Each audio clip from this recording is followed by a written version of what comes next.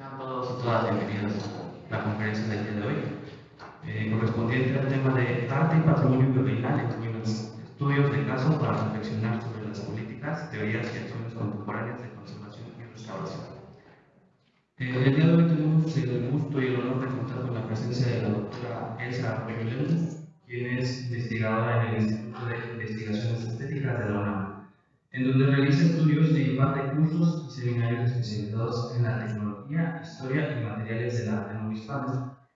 También es doctora en Historia del Arte por la UNAM, institución donde también estudió la maestría en Historia del Arte y la licenciatura en Historia. Además, tiene la licenciatura en Restauración de Bienes Muebles por la Escuela Nacional de Conservación, Restauración y Museografía de Lina.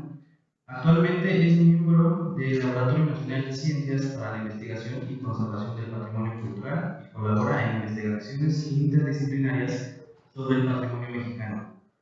En 2019 recibió el reconocimiento Distinción Universidad Nacional para Jóvenes Académicos. Cuenta con diversas publicaciones de carácter interdisciplinario y pertenece al Sistema Nacional de Investigadores y Perfumo. Y bueno, sin más que decir, procedo a dar la palabra. Adelante.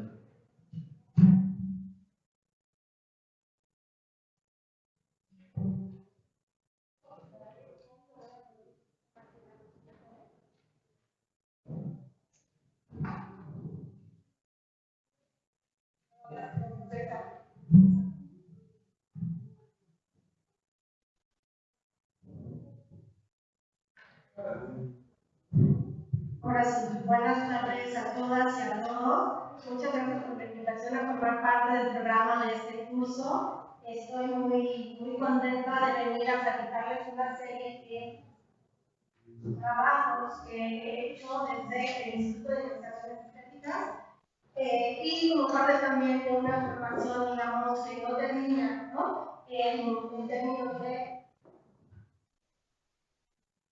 estudio y la protección del patrimonio cultural.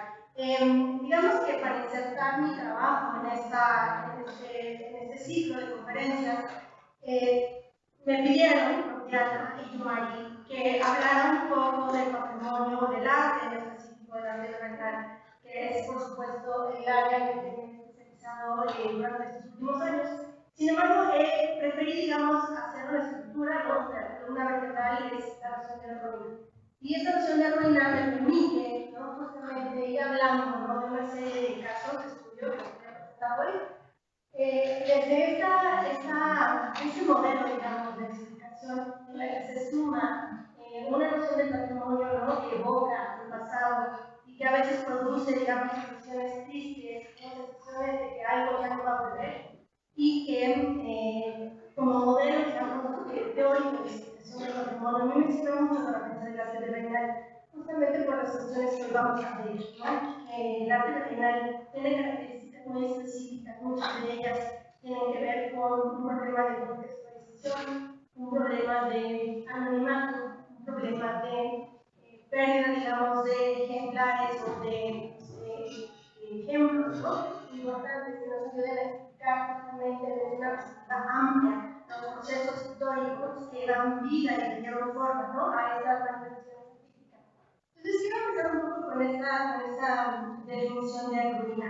Cuando hablamos de ruina, ¿qué nos viene, ¿no? A la imaginación? Justamente estos productos que se revelan después de un descubrimiento arqueológico, conjuntos o edificios irreconocibles debido al deterioro, un deterioro que puede ser natural o que puede ser causado por un evento trágico, drástico, una emergencia, un desastre natural, obras fragmentadas, aisladas, fuera de su contexto original, fuentes de información que revelan justamente sus principios. Ellas mismas nos permiten conocer cómo están hechos sus materiales, sus técnicas, sus modos de factura.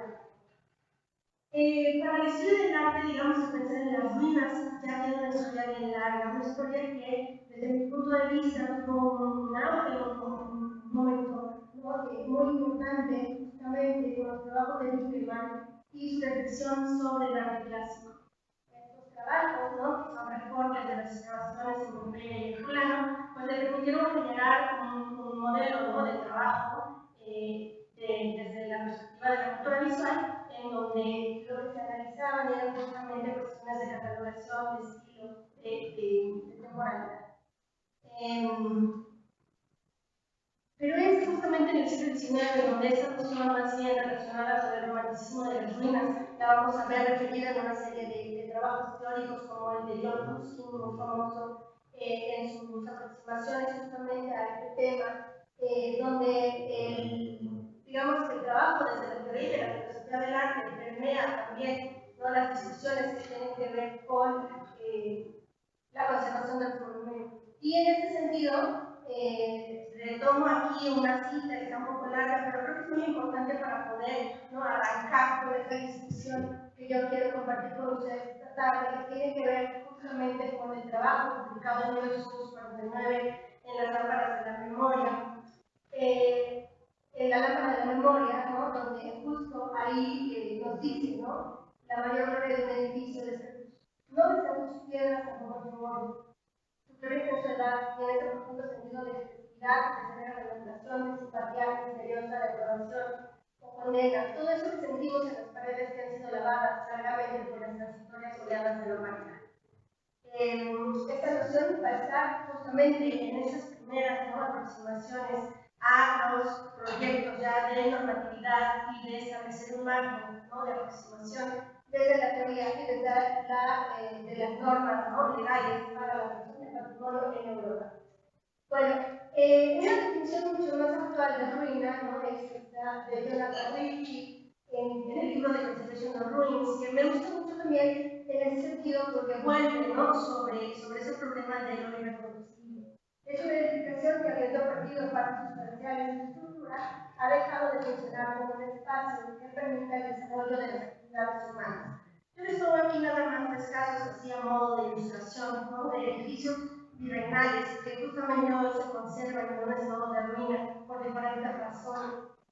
Razones que tienen que ver justamente con una pérdida de la función y el uso de los espacios y otras justo con eventos, ¿no?, sorpresivos que ocurren de un momento a otro. En ese sentido podríamos tener dos, ¿no?, procesos diferentes por los cuales hoy un conjunto, un edificio patrimonial puede ser entendido, visto, ¿no?, apreciado como una ruina, y sería, ¿no?, básicamente en esta idea justo de englobar estas manifestaciones contemporáneas, de la vida contemporánea, serían las ruinas históricas, aquellas que se han convertido en ruinas por un proceso gradual, tiene que ver con un despojo, un cambio de uso, de funcionalidad, negligencia, incluso abandono, ¿no?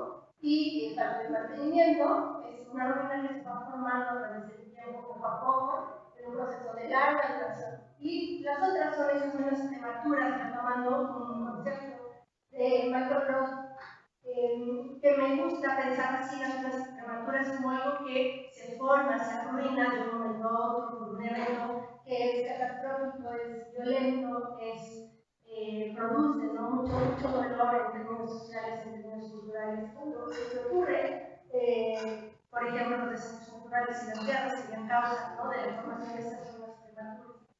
Les pongo también un par de casos de una ruina histórica, como la capilla abierta del convento de Tlalmanalco, y otro, pues el famoso puente de Mosca, ¿no?, dañado justamente en la Guerra de los Balcanes, un monumento del siglo XVI, dañado en el 93 y después reconstruido hasta su forma prístina bajo la documentación y reinaugurado, digamos así, por la UNESCO en 2004. Los eventos catastróficos, digamos que somos muy sensibles a esto, justamente por la historia, ¿no?, que tiene nuestro país en términos de afectaciones, sobre todo por los sismos, ¿no? Habitamos un territorio totalmente susceptible a los fenómenos naturales, entre los sismos son importantes, sobre todo en Italia.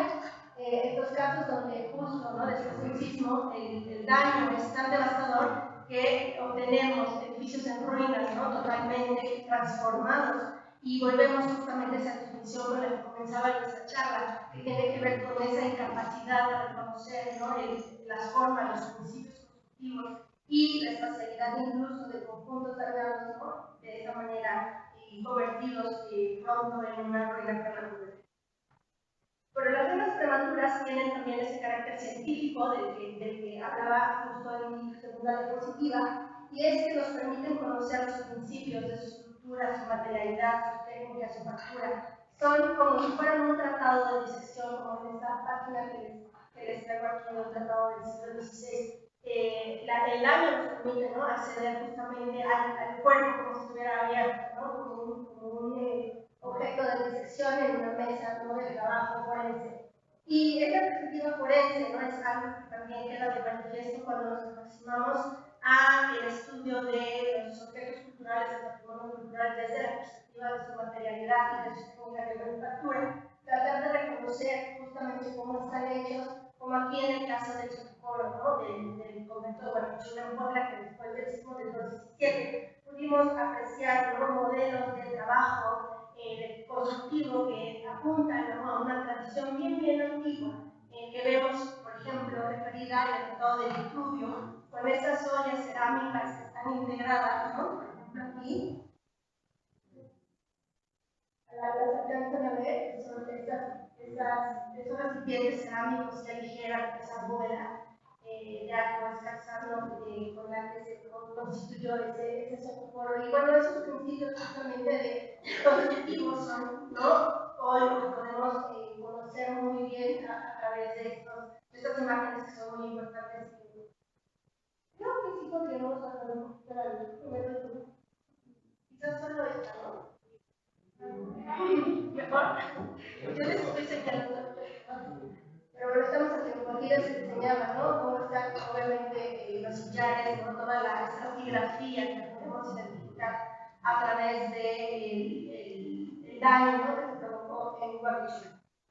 Bueno, pero esta perspectiva de aproximación justamente a la materialidad, a los objetos en ruina, también desde un punto de vista más histórico, ¿no?, nos permite conocer y reconocer, ¿no?, esas etapas o estadios en la valoración de los edificios y los conjuntos del siglo XVI, que también ha quedado registrada en ciertos documentos de fotografía histórica y documentos de archivo, por ejemplo, en el caso de la Capilla de Alactofa, donde vemos, ¿no?, una serie de usos, ¿no?, que ha tenido el edificio después de la secularización ocurrida en el siglo XVIII, y que hace que, por ejemplo, bueno, esta es una imagen reciente de la Capilla Vieja, que es un ejemplo espectacular de la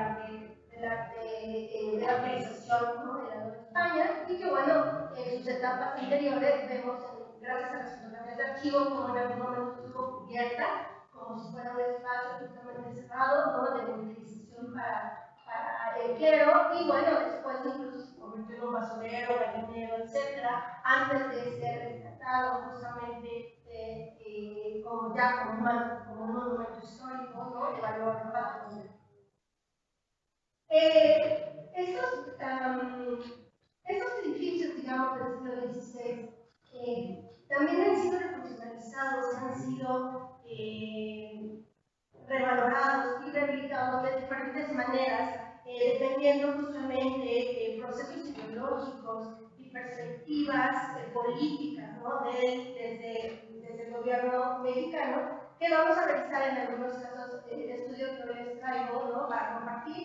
Y bueno, aquí vemos, por ejemplo, el templo de Iztaccíhuatl, cómo se veía a comienzos del siglo XX, y después de sus trabajos de restauración que van desde los últimos años de la década de los 50 del siglo XX hasta los años 70 del siglo XX, pues ha sufrido, ¿no?, una transformación bastante radical en términos justamente de su apreciación y de su ordenamiento patrimonial, y que tiene todo que ver con el rescate de la pintura mural que en un momento, ¿no?, se encontró de una manera así contingente en 1959 por parte del presbítero de la Iglesia, y que a partir de ahí se desarrolló todo un proyecto de largo plazo, ¿no?, para poder liberar la pintura mural que se encontraba oculta bajo capas de cal en la nave de la Iglesia. Una pintura que hoy de cualquier modo luce fragmentada, porque como veían en mi imagen anterior, ¿no?,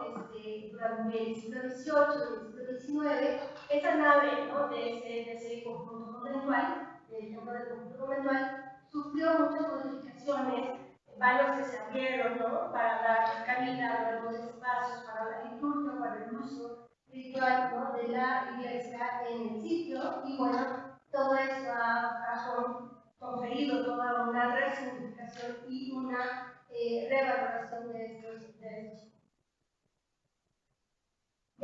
Algunos antecedentes que son muy importantes justamente para comprender este panorama ideológico, este marco en el cual se llevan a cabo las restauraciones. Yo me remonto a un momento que fue muy importante, que es justamente la renovación en 1874 del Museo Nacional, y donde se puso de manifiesto para el país la necesidad de legislar y de pensar justamente un marco normativo que nos permitiera organizar, catalogar, estudiar y preservar las colecciones, sobre todo arqueológicas, y ese marco de un ordenamiento, digamos, de ese patrimonio de las colecciones arqueológicas, fue lo que dio paso al decreto de mayo, del 12 de mayo de 1897, y que lo tengo aquí porque justamente a mí me parece que ese es el antecedente, ¿no? El primer antecedente donde ya se comienza a pensar en extender ese marco normativo a la protección también de los monumentos históricos, no solamente de los arqueológicos.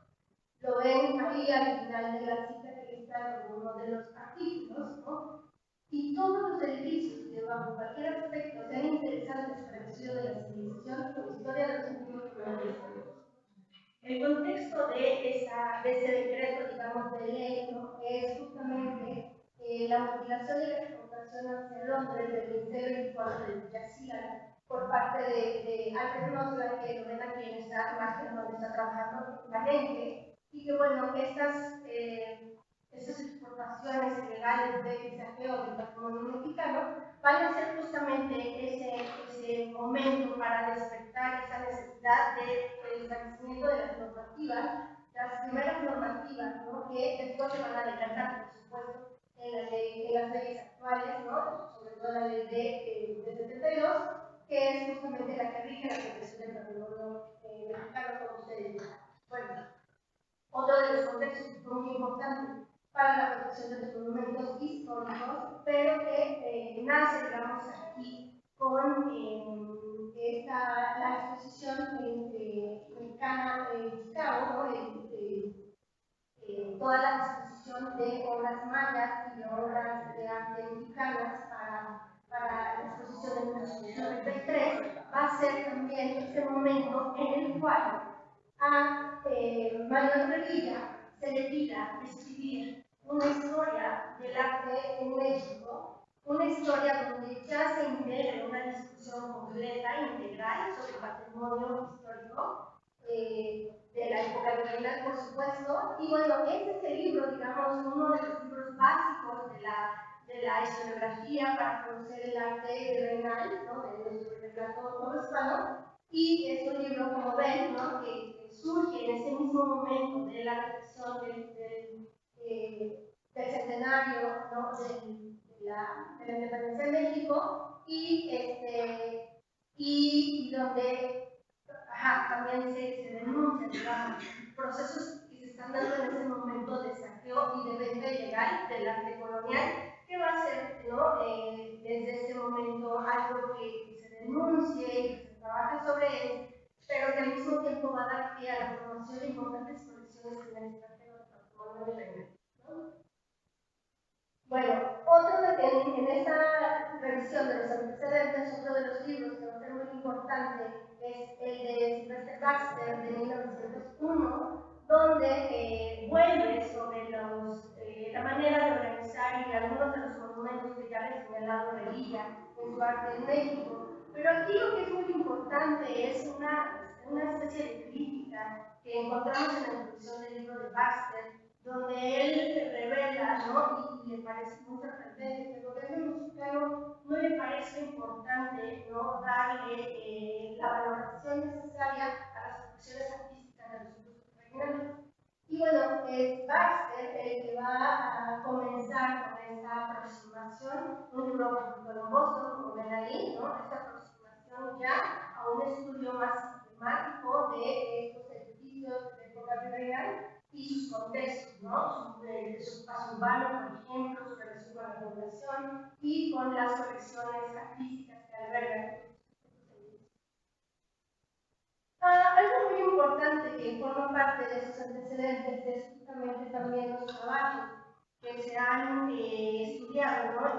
Con relación a el estilo neocolonial o ese arquetípico y que va a partir de un análisis muy minucioso y sistemático de cómo estaban conformados, cuál era la materialidad, la estructura, la especialidad de los edificios virreinales. Por ejemplo, Charles Hall, cuando hizo esta capilla del Panteón Francés de la Ciudad de México, tiene en mente, ¿no? Obviamente, los edificios, sobre todo del área de Puebla, donde está pensando, ¿no? En los trabajos que él tuvo bajo su responsabilidad, ¿no? Comisionados para, por ejemplo, hacer la fachada del Palacio Municipal, donde él trabaja con los canteros, que le puedan permitir un acercamiento, ¿no? Una traducción lo más fiel posible a el tipo de manufactura que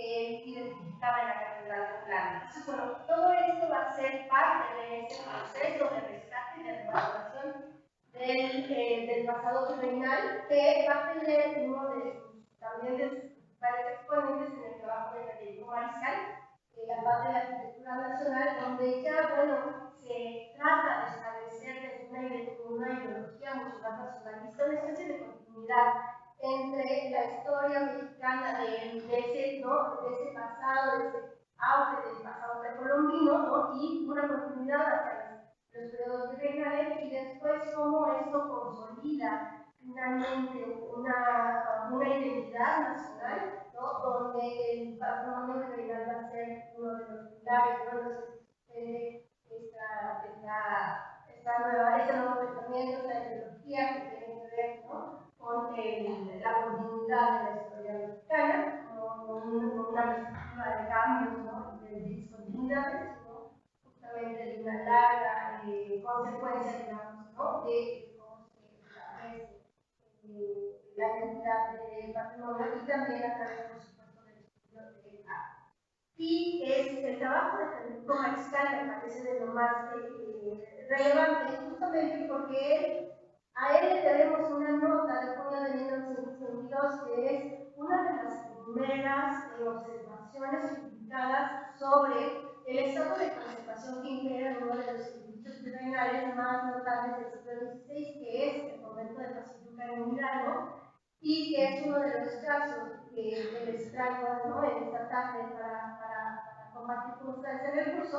Y bueno, esta primera nota, que es una nota breve de 3 páginas en la revista de revistas, habla, ¿no? Solamente de los problemas, digamos, que representa la conservación del edificio, sino también de todas las joyas, como él lo dice, que alberga el interior. Una vez más, vuelve a poner, ¿no? Las notas sobre la importancia de la pintura mural asociada a estos programas de la civilización temprana del siglo XVI y que él encuentra, ¿no? muy notable en el peor trabajo de esta catalogación histórica no va a tener, o se va a resaltar, digamos, ya en la década de los 30 a hitos muy importantes, ¿no? Que tienen que ver justamente con la manera en la que se ha abordado la conservación del patrimonio mexicano. Una de estas, por supuesto, es la ley del 34, donde ya en el artículo primero se integra el valor histórico de los monumentos, ¿no? Es una ley muy importante justamente porque a partir de ahí se va a desarrollar una intensa campaña, que como ven en la diapositiva, les pongo el 31 y 38, una intensa campaña para catalogar los monumentos de la época virreinal y poder integrarlos en una declaración patrimonial que permita su protección y establecer normativas justamente para su atención a nivel gobierno, ¿no?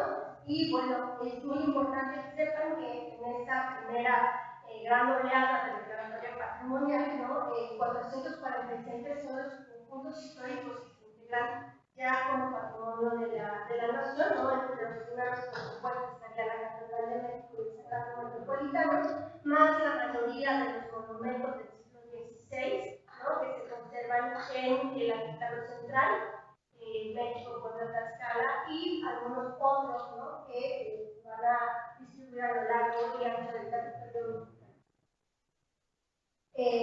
Pensar también que en este marco justamente de evaluación es el de 39 con la creación del Instituto Nacional de Antropología, que de modo institucional se establece una dirección encargada específicamente de la atención de los monumentos coloniales, no solamente del patrimonio arqueológico, que como veíamos ya tenía una larga trayectoria en términos de la disposición de las normativas y de los marcos legales para la atención patrimonial, sino aquí ya no se hace la dirección de monumentos coloniales, y uno de sus primeros directores es Abelardo Carrillo Gariel, un personaje que me parece que es a mi modo de ver, es uno de los personajes más interesantes, digamos, en estas primeras aproximaciones al estudio del arte virreinal, porque él es artista e historiador. Y entonces, en esta perspectiva de artista e historiador, hace una serie de trabajos que tienen que ver con el análisis de materialidad, con el análisis de una perspectiva científica, de una serie de obras que van desde lo arquitectónico, pasando por la escultura y también por la pintura. Y a él tenemos, por ejemplo, la escritura de este libro, ¿no? La técnica de la pintura de Nueva España, donde lo que hace es una revisión, ¿no?, exhaustiva de las bodegas y de las colecciones en ese momento más importante, lo que va a dar lugar, ¿no?, más tarde a los museos nacionales en la década de los 60, ¿no? El Museo Nacional del Virreinato, el mismo Museo de Churubusco, el Museo de Historia, y les da la vuelta a los cuadros, los saca de las bodegas, trata de identificar justamente esa historia que tiene que ver con los talleres novohispanos, con los modelos de trabajo de los talleres novohispanos. Y a él también le debemos la primera vez que en México se hace una radiografía, digamos, a una obra de arte, lo debemos, ¿no?, a un trabajo ya hecho por esa dirección de monumentos coloniales para poder la coordinación de hablar. Bueno, él también descubre, digamos, ¿no?, como parte de sus procesos de transformación del patrimonio virreinal, descubre esa técnica, en esta técnica de la escultura ligera, de papelón y caña, en el piso de Mexicalcingo, que es una ruina, ¿no?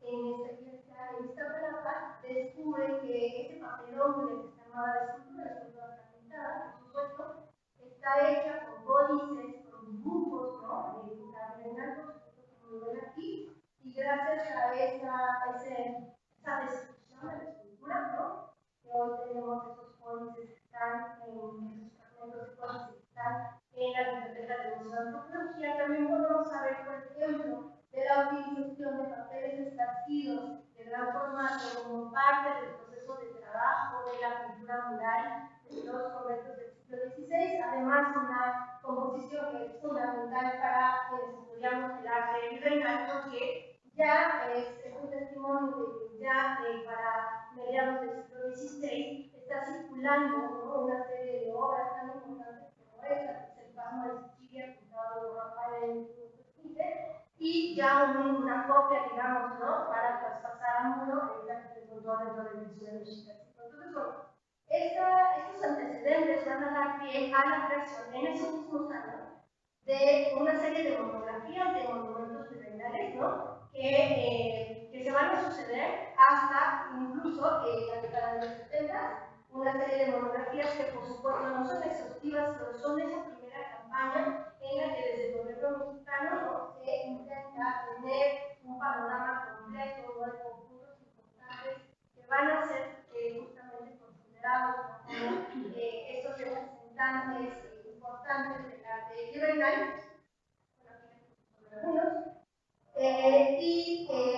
en ese sentido, digamos, ya desde una perspectiva contemporánea, lo que llama la atención en este proceso de intervención y rehabilitación de los monumentos del siglo XVI, que va acompañado, por supuesto, de toda esta investigación de la que se ha hablado, es que se detecta una especie de homologación de algunos conjuntos conventuales digamos que todos premiados bajo esta idea de recuperar un pasado colonial y de alguna manera en los casos que estaban mucho más abandonados se convierten en parte de una ideología, ¿no?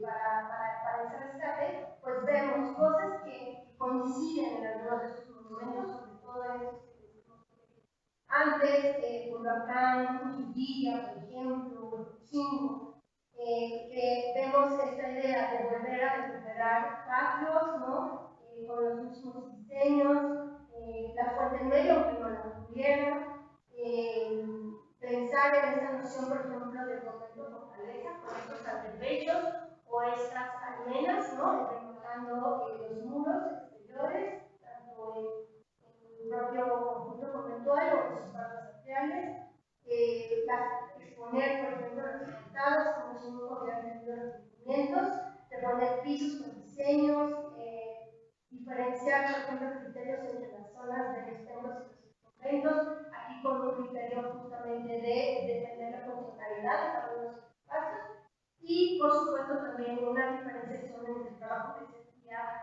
con respecto a la arquitectura y sus bienes asociados.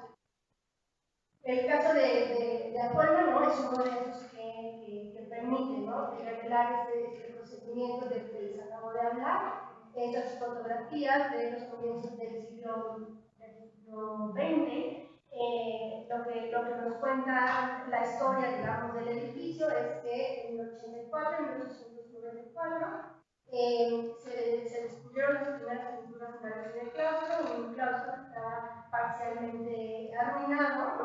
Un claustro que estaba también abandonado y que tenía problemas, ¿no? Muy serios, digamos, de inundaciones desde la misma época virreinal. Aquí ven un detalle de uno de los claustros, un conjunto cultural que tiene dos patios, ¿no? Y aquí ven cómo está el agua, dejando toda la parte del claustro y bien temprano, como 1921, después de una primera campaña de rehabilitación del conjunto, se abre al público como un museo local. Aquí vemos un detalle también de una fotografía de archivo, ¿no? Donde todos esos objetos, digamos, algunos fragmentados, algunos completos, en estados de conservación muy distinta, muy diferenciados, digamos, entre sí, se vuelven parte de una especie de museificación, ¿no? Muy rara, digamos, en estas zonas, ¿no? Llamadas del convento.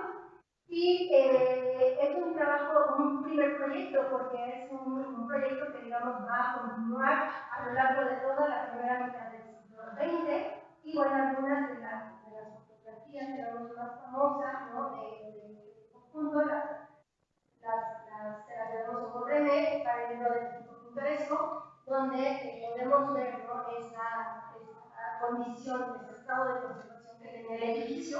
Aquí ven, por ejemplo, en la portada, ¿no? Están estos personajes justamente de la Dirección de Monumentos Históricos, ¿no? Y se ve, ¿no? Dónde está el arranque del arco de acceso y hasta dónde llegaba justamente el nivel del suelo, ¿no? Del piso, justamente por estos procesos de inundación, ¿no? Continuos que tuvo el conjunto, y bueno, ya después de la rehabilitación, bueno, estas huellas, ¿no? De todo el daño y el deterioro que tenía la fachada y todo el edificio, ¿no?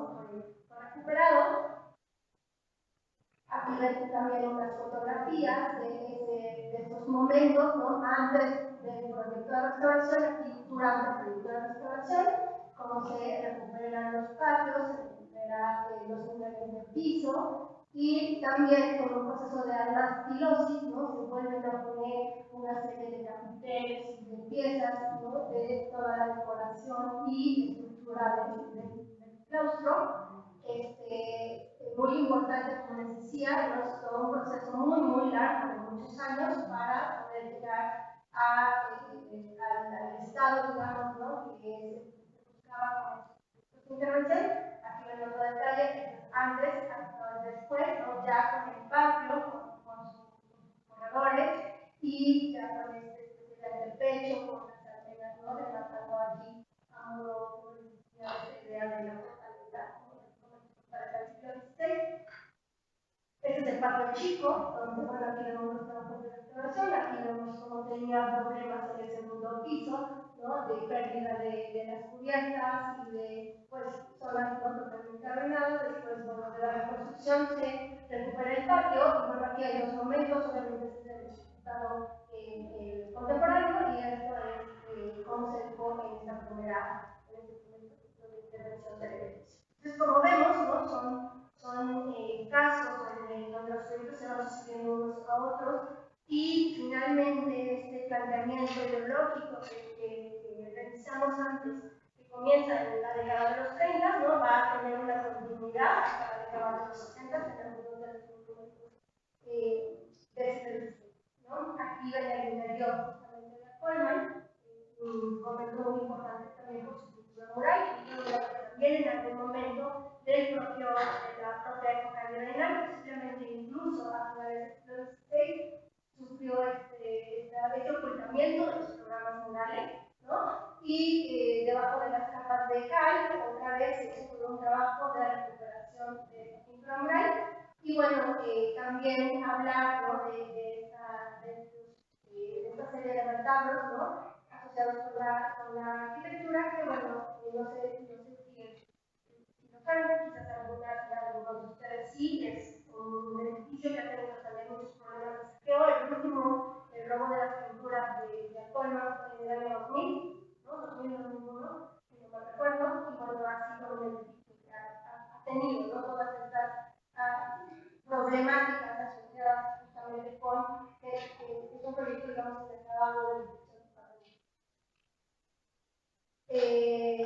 es interesante señalar que estos edificios del siglo XVI son muy pocos los casos donde tenemos en los ábsides parte de la decoración que debió formar el programa íntegro del siglo XVI. En realidad, por ejemplo, este retablo es un retablo posterior, tiene algunos soportes que son más bien del siglo XVIII, pero ya la colocación final, digamos, en esta forma en la que llegó hasta el siglo XX, es un acomodo del siglo XIX, y en los laterales del andar de la iglesia todavía, hasta principios del siglo XX, ¿no? Se conservaban una serie de pinturas sobre tabla de gran formato que estaban integradas, así como lo ven, en un primer registro, en un primer cuerpo, en un retablo ya salomónico, posiblemente de la segunda mitad del siglo XVII,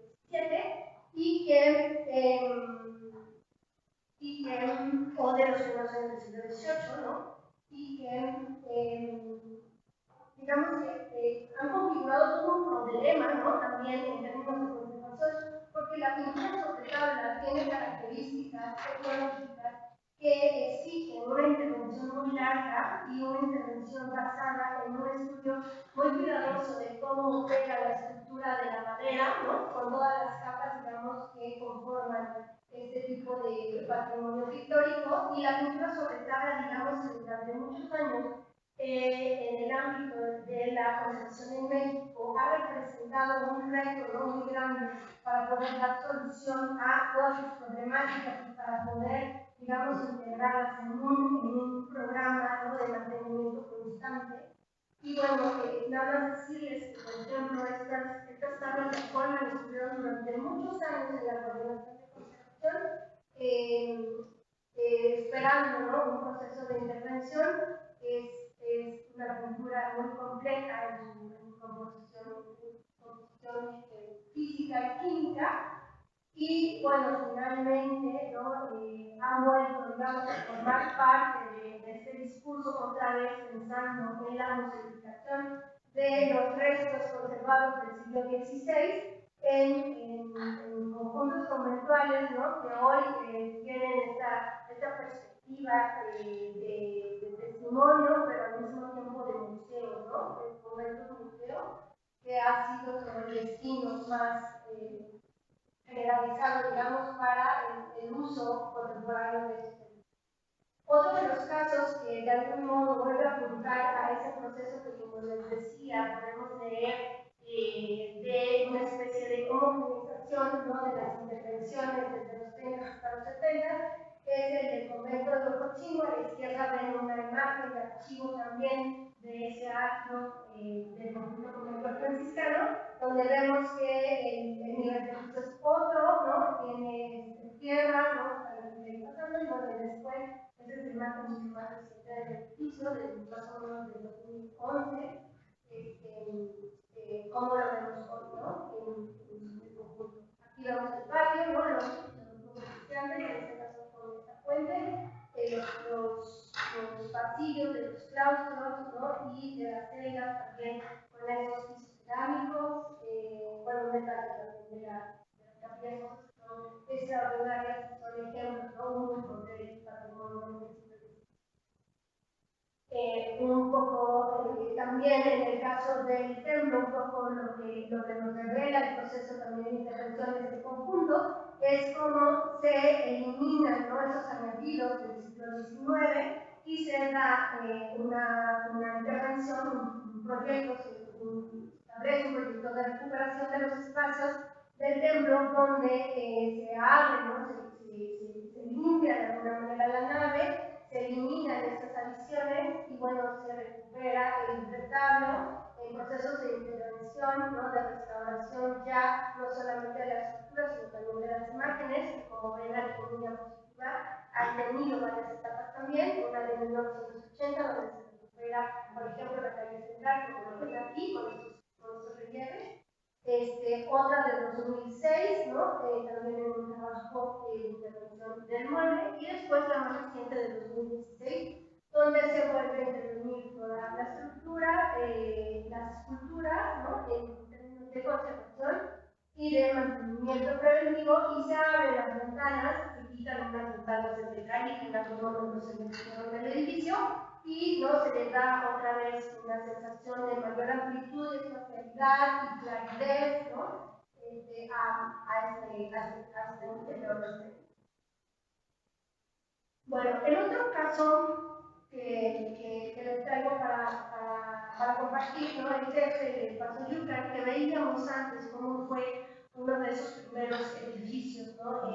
Rescatados, digamos, desde una perspectiva académica, primero por Federico Mariscal, y después justamente estuvo en el centro de todos estos proyectos de declaración y de fotografías del patrimonio. Y luego la imagen, ¿no? Para el 1922, y luego, por lo que me parece que es un monumento muy interesante, es porque para 1963 Carlos Flores Marini hace toda una publicación que publica justamente lo que va a ser el proyecto, digamos, de rescate ya integral, ¿no? Pensar en que una intervención de conjunto donde se le pueda dar un nuevo estatus, ¿no? A justamente toda la conformación, no solamente en términos arquitectónicos, sino también de sus bienes muebles, ¿no? Y de la función que tiene el edificio. Es otra vez otro espacio que se quiere como un museo, y aquí ven una muy reciente del conjunto, ¿no? Ya incluso con el atrio recuperado. Un poco para que vean, ¿no? Cómo estaba en los 60 cuando se plantea el proyecto, cómo está actualmente. Las pinturas murales que están en el claustro, ¿no? Que decoran las esquinas del claustro de Pasoyucan y que fueron parte de la discusión esta que les presentaba antes con el trabajo Mariscal, ¿no? Son pinturas que también, como se dan cuenta ustedes, estuvieron en algún momento cubiertas por la paz parcialmente cubiertas, digamos, ¿no? Para albergar justamente otra serie de objetos que estaban en los recorridos, en la liturgia, en el interior del edificio, y que durante mucho tiempo fueron motivo de un proyecto de intervención que pudiera devolverles, ¿no? Su unidad estilística, sus cualidades estéticas, y que se integrara en ese proyecto de rescate del edificio, ¿no? También otra serie de objetos que seguramente, ¿no? Formaron parte del programa iconográfico del siglo XVI, y que a lo largo del tiempo no fueron sujetos de modificación, como esto, que me parece muy elocuente de estas modificaciones a patrimonio como Reinal, ¿no? Que era un San Jerónimo, una imagen de San Jerónimo, aquí lo ven, lo ven abajo, y después se convierte en un San Andrés, y todavía, ¿no? Quien hizo eso, pues hace toda una descripción de su trabajo y de su patrocinio al momento de hacer estas cosas.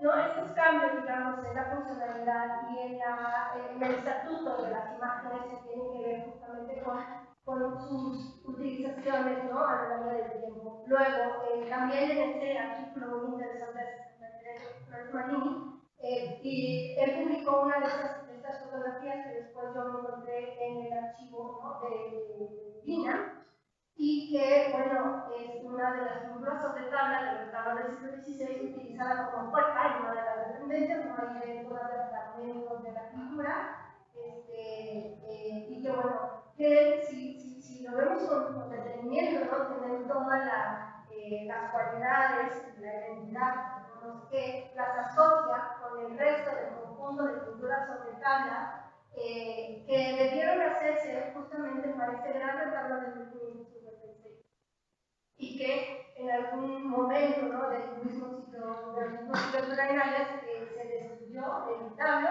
y algunas de las pinturas debieron de utilizarse como parte de los nuevos acuarios, de los nuevos programas que se utilizaron dentro de la iglesia, pero por lo que son importantes estas pinturas, lo mismo que las de Colman, es que junto con las de Tecali conforman una serie de obras que serían las más tempranas que nos han llegado del siglo XVI hasta nuestros días, ¿no?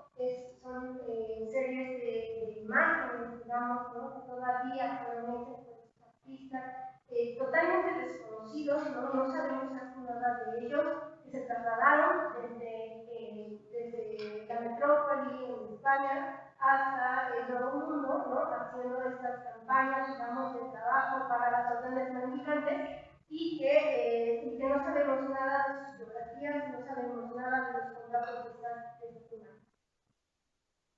Piezas, como les decía, también que han significado un dolor de cabeza para la restauración en México, justamente por su tecnología, y han sido sometidas a proyectos de restauración muy largos hasta llegar justamente a los trabajos que vemos aquí. Por ejemplo, estas fotos que les pongo, ¿no? Son fotos de la restauración, incluso con los detalles, etc.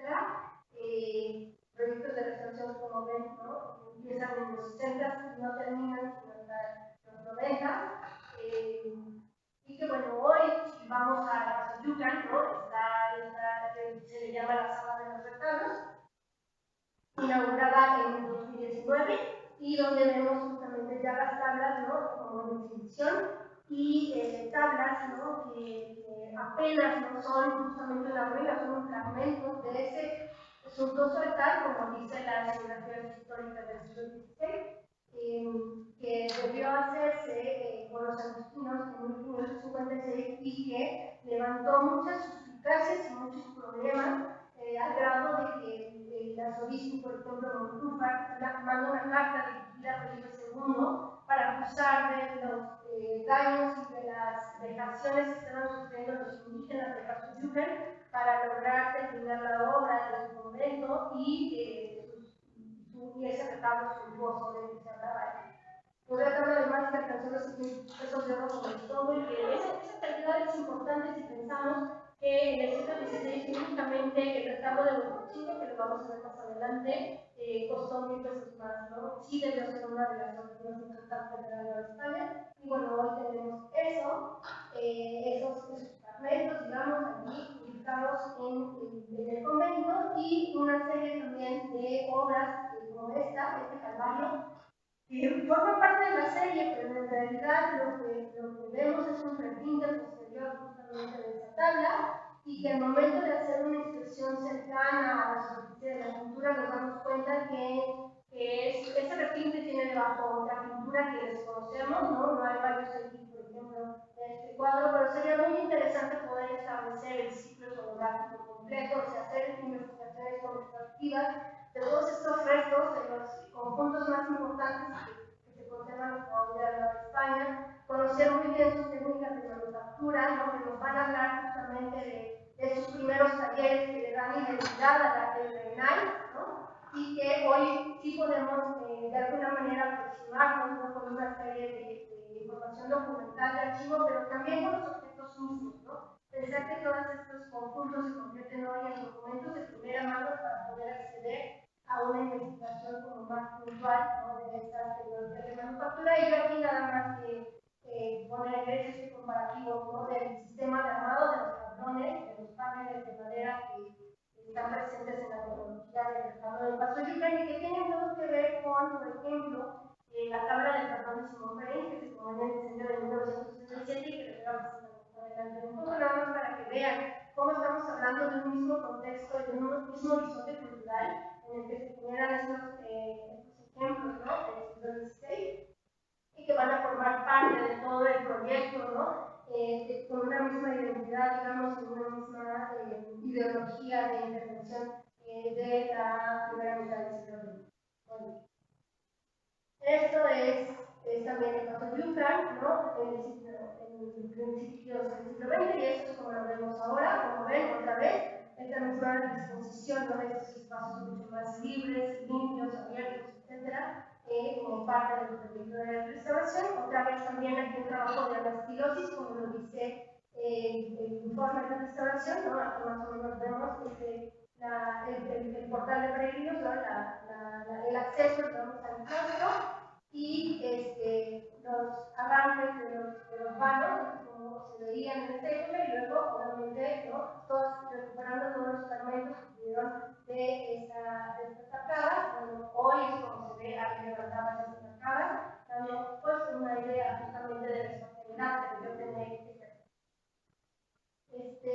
un poco aquí para que vean, ¿no?, también en cuanto a sus motivos y al tipo de representaciones que van teniendo todo un diálogo entre la pintura mural y la pintura de los retablos, ¿no?, como lo ven, son las mismas piedras, los mismos modelos que se utilizan, cambiando el medio histórico, pero, ¿no?, que forman parte de esos repertorios de información, ¿no?, de los que estaban tomando los artistas del siglo.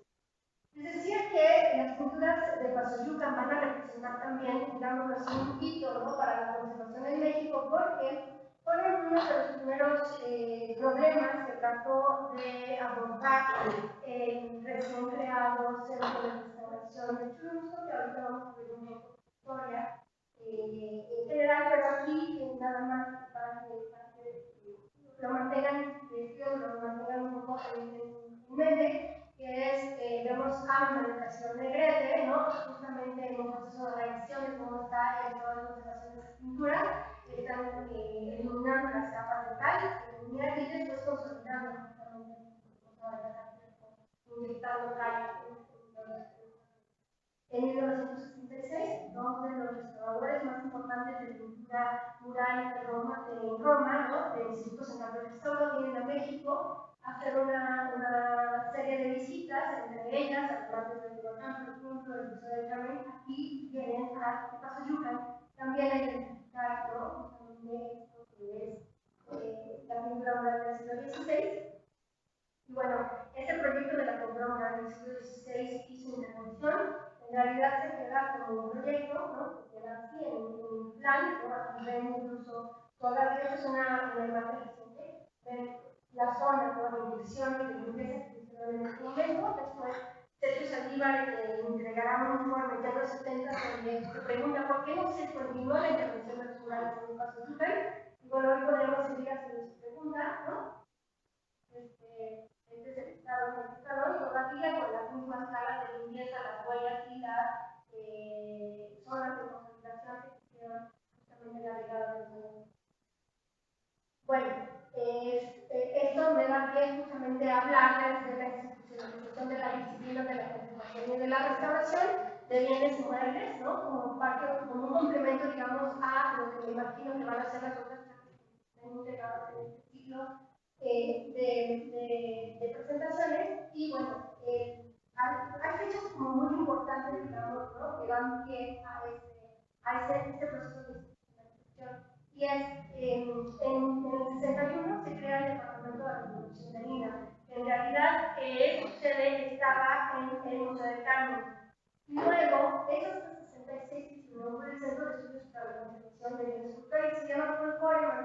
Paul Foreman justamente porque fue el agente, digamos, ¿no? Que ayudó a consolidar esta idea, ¿no? De un centro para la formación de profesionales dedicados específicamente a la conservación y la restauración del patrimonio mueble, soportados, por supuesto, en un trabajo interdisciplinario y en un conocimiento integral de, del patrimonio, ¿no? Es un proyecto que tuvo en su origen el financiamiento de la UNESCO y que estaba pensado así como una escuela que integrara laboratorios, que integrara aulas, que integrara un proceso también de trabajo de campo muy fuerte. Y bueno, ahí ven, ¿no? Toda la parte de las autoridades, ¿no? Esos estudios en el centro que estudios para la conservación de bienes culturales, que como saben, está ubicado en lo que fue el convento de Chilebusco. Y bueno, sus instalaciones, digamos, se adaptaron para dar paso a esta escuela, este centro formativo. Manuel del Castillo Negrete había estado en España y había estado en Italia, conociendo, digamos, a las personas y como en este ambiente de formación de los centros de restauración europeos. Y ahí había tenido contacto justamente con, por ejemplo, Loreto Tintori, un restaurador de murales muy famoso de Florencia, y con base en esa experiencia, digamos, viene a México, regresa a México y propone justamente la creación de este centro y para atender, ¿no? Casos muy notables, digamos, que necesitaban de la asesoría de expertos, como por ejemplo el caso de las pinturas murales de los pero también el caso de las pinturas murales del gobierno de Paso Yucatán y de lo que se estaba excavando y recuperando en el centro histórico, ¿no? Entonces, bueno, toda esta intervención, digamos, de agentes, ¿no? Que van a contribuir para poder generar ese centro de estudios, va a tener, ¿no?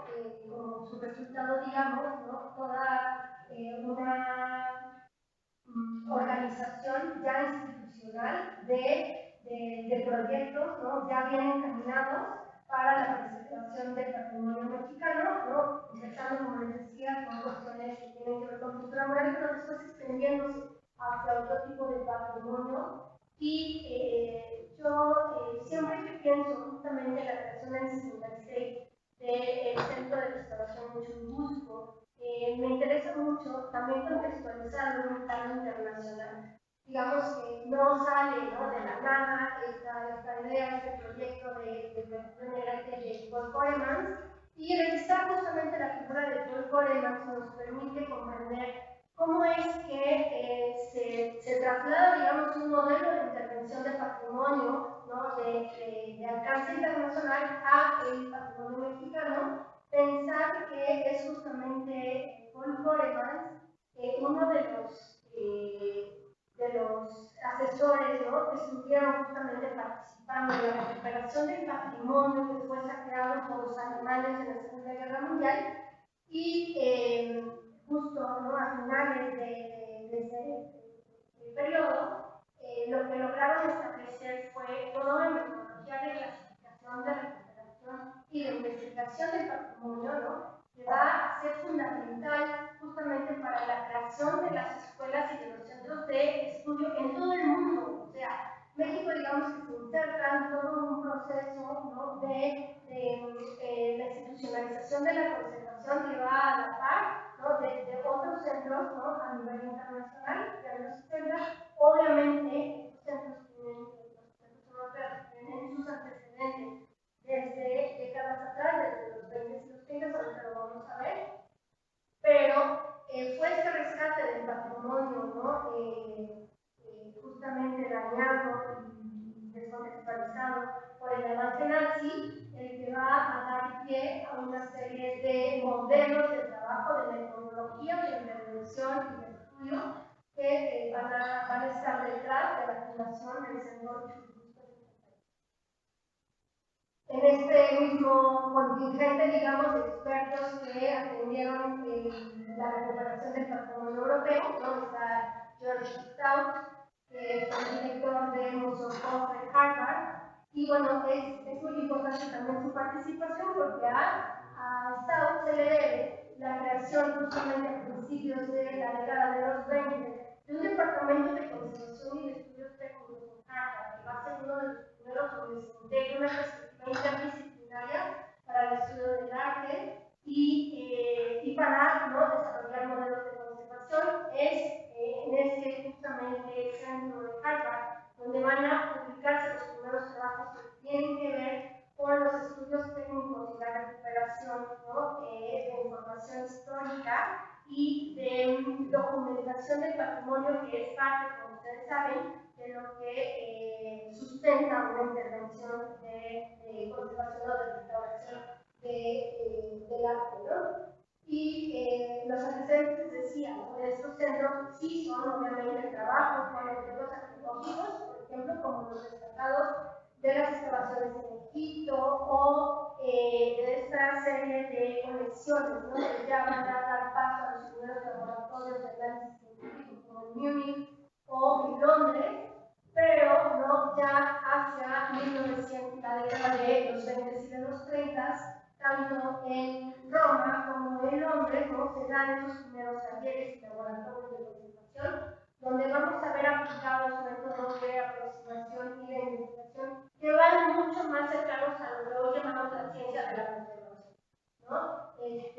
Y que, bueno, van a ser ese punto de partida para que Paul Coremans y Manuel del Castillo Negrete diseñen todo un proyecto, ¿no?, para un centro de conservación a nivel internacional, ¿no?, equipado con lo necesario para poder hacer frente a las necesidades de conservación del patrimonio.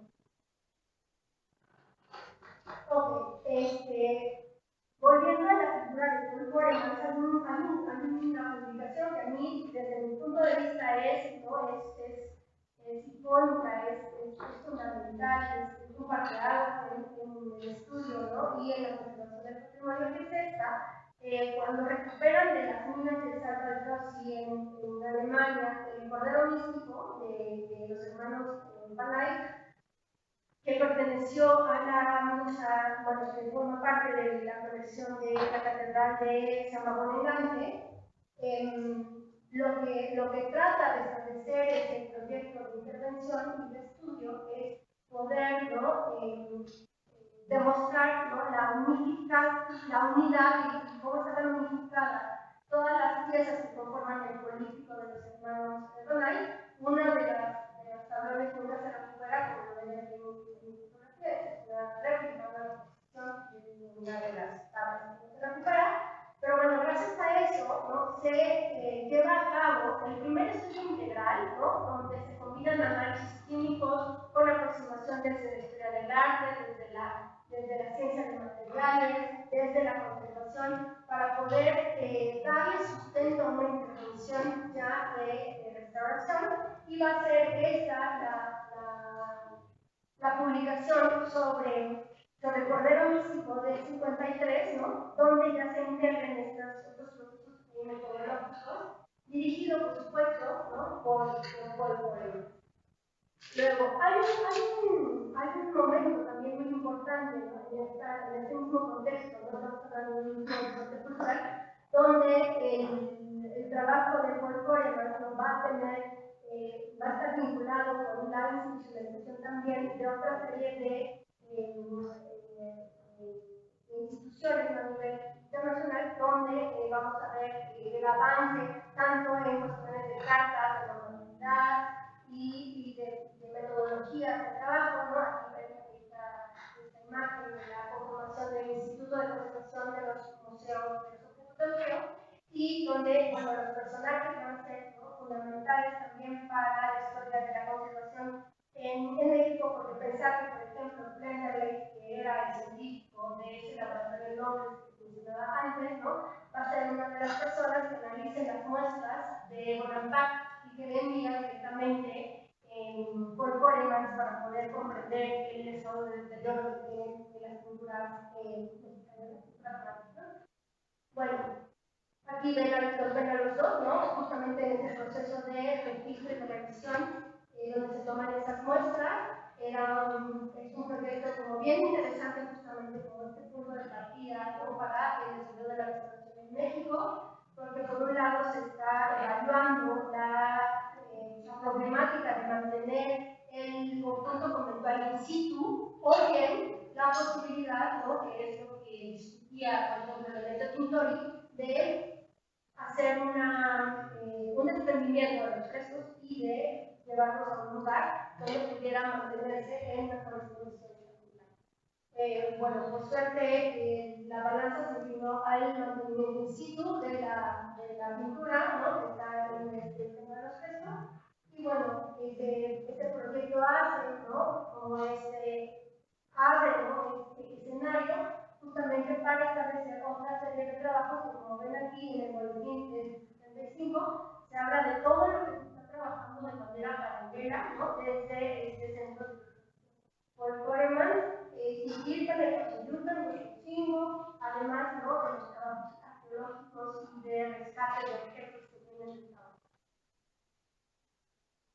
Como parte, les decía, de estos antecedentes, ¿no? Que tiene justamente la creación del Centro Churubusco, hay que tomar en cuenta lo que pasaba también en el Instituto Nacional de Bellas Artes, hoy Bellas Artes y Literatura, que fue fundado en 67, pero que desde la década de los 30 se había formado una comisión para la restauración y la intervención de la cultura de los muralistas, ¿no? Y en este sentido, desde el 55 se inauguró un laboratorio de restauración de obras artísticas que estaba integrado a la Escuela de Diseño y Artesanía del Instituto de las Artes.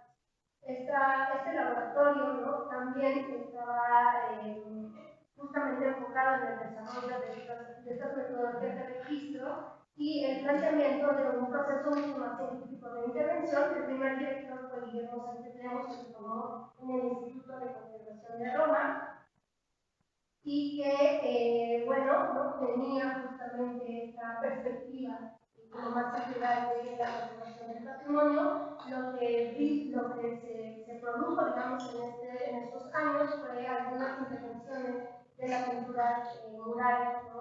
Por ejemplo, como lo pongo aquí en Chapingo, en la Secretaría de Educación Pública, o el mural biológico que está en el Salón de los Complejos en el centro. Y bueno, son también campañas de restauración, ¿no? Que no dejan, ¿no? de requerir mantenimiento, por supuesto, y bueno, una foto que me dijo que recién de cómo debe ser, si tienes toda intervención. Bueno, Guillermo Sánchez Lemos se forma en el Instituto Central de Restauro, que finalmente es el modelo, ¿no? Sobre el cual se va a establecer el Centro de Restauración de Churubusco, como les decía antes, con esta perspectiva de talleres, de seminarios y de una convergencia de disciplinas para la formación de los conservadores y los trabajos de desencalado que comenzaron, como les enseñé en las primeras diapositivas sobre Huachoyucan, ¿no? Y también sobre Actopan, ¿no? Que comenzaron desde la década de los 30, pues van a continuar, ¿no? Hasta la década de los 60, justamente para poder, ¿no? Tener o liberar la mayor cantidad de áreas posibles, aunque he de decirles que en algunos de esos momentos todavía hay zonas que están cubiertas de capas de calado, ¿no? Otro de los hitos, digamos, que va a marcar, ¿no? Esas tendencias, digamos, para la creación y el fortalecimiento de las metodologías de intervención del patrimonio mueble va a ser en la década de los 80 la fundación de los museos nacionales. Aquí vemos, ¿no? una imagen de esa fundación del Museo de Antropología, donde, bueno, la perspectiva vuelve a ser esta noción de este México, ¿no? Como totalmente recargado en esta perspectiva esencialista del arte precolombino. Y en paralelo, ¿no? Con la creación, por ejemplo, de la colección o la alberca del Museo Nacional del Virreinato, había necesidad de restaurar una serie de obras, ¿no? De gran formato, como como son, por ejemplo, las pinturas que decoran el claustro, que son obras de Caballete, de Villalpando y de Nicolás Rodríguez Juárez. Bueno, todas esta necesidad, digamos, de intervención de patrimonio muy dañado, casi en ruinas, hace que entre los primeros cursos de especialistas extranjeros que van a dar clases en el Centro de Restauración de Churubusco va a estar George Messens. George Messens era un restaurador belga que impartió las clases de los entelados holandeses o entelados a la cera resina, que son una especie de encapsulado, ¿no?, para recuperar la estabilidad y para dotar de un nuevo soporte a la pintura muy dañada y dejarlas en un estado, bueno, suficiente como para, ¿no?, atender, digamos, una exposición en un claustro, como lo vemos hoy todavía en el Museo del Virreinato. Entonces aquí ven al profesor enseñando justamente este método de trabajo. Y en esos primeros años, esos primeros 10 años, digamos, que conformaron el proyecto de estructuración del Centro de Restauración en Churubusco, vamos a ver cómo se fueron sucediendo una serie de cursos y de talleres impartidos por los expertos más importantes, ¿no?, a nivel internacional, que van a formar a los restauradores mexicanos, pero también a restauradores de América Latina que estaban integrados en un programa de la OEA para formarse y entonces, a su regreso a sus países, justamente hacer como una cadena, ¿no?, de formación de instituciones encargadas de la protección del patrimonio cultural. Aquí van a Carmen Munquet, ¿no?, que es especialista en pintura.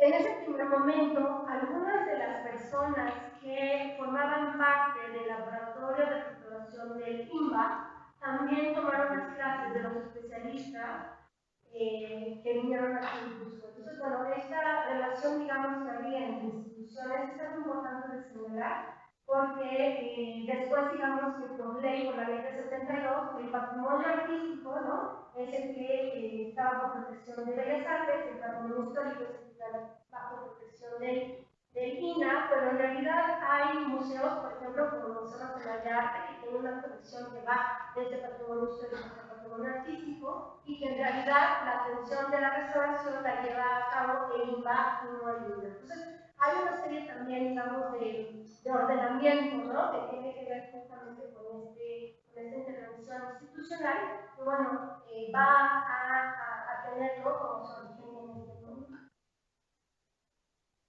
Bueno, el otro caso, que ya es el último que les quiero compartir aquí, que tiene que ver también con este proceso, digamos, de intervención del patrimonio virreinal y en específico de la pintura sobre tabla, es el derivado de los daños producidos por el incendio del 19 de enero de 1967 en la Catedral Metropolitana.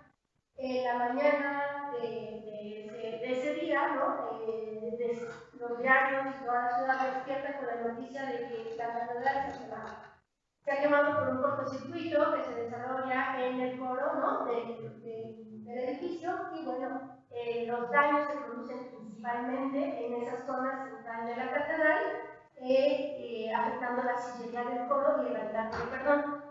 En el altar del perdón, ¿no?, lo que quedó ahí, ¿no?, como lo ven, es simplemente el banco, el desplante del banco, ¿no?, y el primer registro del primer cuerpo del retablo. Aquí en medio estaría la tabla de la virtud del perdón. Aquí ven los soportes, ¿no?,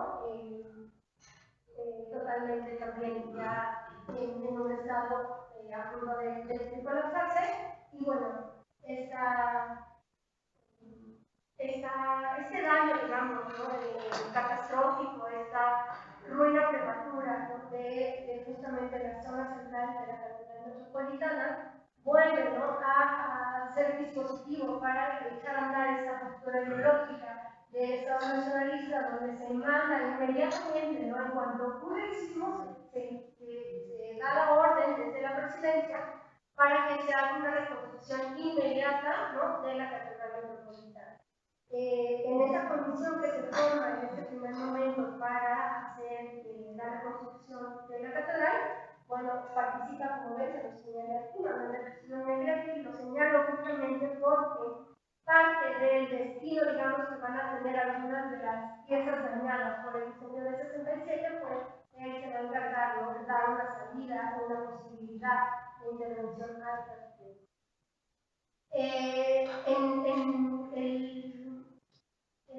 El evento, digamos, catastrófico del incendio del 67 en la catedral tiene como resultado, se desarrolla en un ambiente realmente crítico, ¿no?, para la cultura mexicana, y se da en un ambiente de polémica donde se estaba discutiendo cómo se debía intervenir y cómo se debía dejar, digamos, o llevar a cabo este proceso de rehabilitación de los edificios, de recuperación de los espacios, ¿no?, que todavía estaban en el culto, y de modernización también acorde con la liturgia del Concilio Vaticano. Entonces, fue como la gota que derramó el vaso de una serie de intervenciones que ya se habían hecho, de algunas soluciones artísticas, por ejemplo, como la de la Catedral de Cuernavaca de los años 50, ¿no?, que ven aquí, así es como estaba en el siglo XIX, y llegó hasta el siglo XX, y bueno, esto es la rehabilitación, ¿no?, que se le da en los 50, ¿no?, de la mano del obispo Méndez Arceo. Y bueno, la Catedral de México vuelve a despertar, ¿no?, de una manera muy intensa esta polémica entre el culto historicista o de la reparación, ¿no?, que lo que buscaba era volver a dejar el interior de la catedral como estaba en la época virreinal, y el grupo modernista o de la renovación que apostaba por una total, ¿no?, transformación del espacio litúrgico y del espacio virreinal, haciendo, ¿no?, toda una nueva propuesta, mucho más acorde, digamos, con principios que tenían que ver con esa renovación necesaria para darle un uso contemporáneo a esos espacios que tuviera otro sentido, digamos, para la feligresía y para la no está de más, lo saben, ¿no?, decir que los grupos historicistas que tuvo el mayor peso, obviamente, en las discusiones de esta polémica,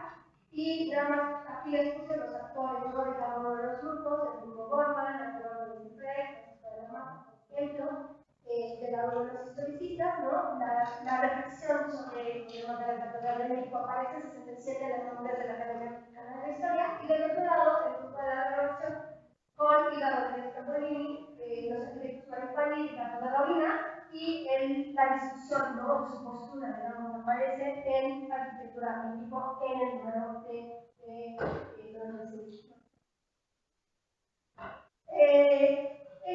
Esta postura ideológica, digamos, de la recuperación del espacio colonial, del espacio virreinal, ¿no?, está enclavada, ¿no?, ya en los principios de la Carta de Venecia, principios que además vamos a ver en una serie de intervenciones, sí, del patrimonio virreinal, pero también de, por ejemplo, espacios, ¿no?, más bien urbanos, ¿no?, que tiene desde obviamente 1974, que se firma esta carta y en la que participa, como ustedes también saben, ¿no?, Carlos Flores. Desde esta perspectiva, digamos, aquí hice una síntesis, ¿no?, que es lo que se enarboló o sustentó esta intervención de la tarde, perdón, como lo ven aquí, ¿no?, así quedó, después de la intervención que duró también varios años, y que todavía hasta la década de los 80 se siguieron haciendo algunas intervenciones, por ejemplo, en el foro o en algunas de la organización asociada con la arquitectura. Fue Miguel Ángel Soto Rodríguez, arquitecto, pero también jefe de taller, ¿no?, de una serie de oficiales, de arquitectos, de carpinteros, de balisteros, ¿no?, que se supone que están también recuperando las tradiciones constructivas de la época virreinal, los que se encargaron de hacer todo este conjunto. Y bueno, en que la fundamentación, digamos, básica, ¿no?, está aquí, y recuperando algunos de los artículos de la Carta de Venecia,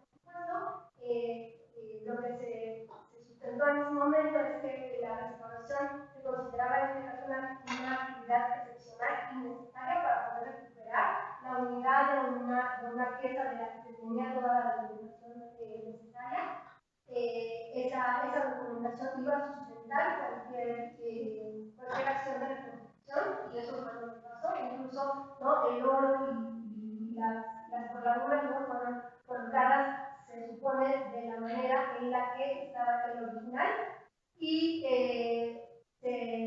sustenta también en un rechazo a darle una unidad de estilo, en este caso porque en realidad, ¿no?, y ese fue el argumento, se tenían los datos justamente de la obra de Balbás, de Chesca, y otros años, sobre eso se iba a hacer la reconstrucción, y esta idea, ¿no?, era respetar el original, pero en términos de justo, ¿no?, recuperar una espacialidad, no tanto una materia original, sino una espacialidad original, unas formas originales, ¿no?, que estuvieran mucho más acordes con la función de la catedral.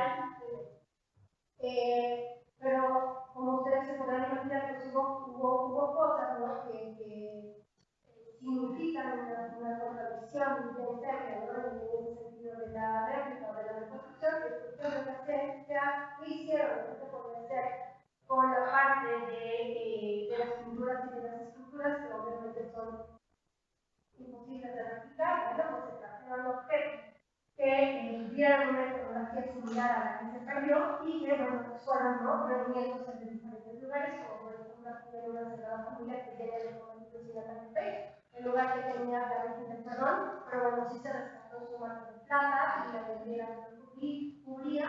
Bueno, así es como se tomaron decisiones, ¿no?, que fueron habilitando esta toma de decisión, que sigue siendo obviamente muy polémica para la restauración de la Catedral del Perdón.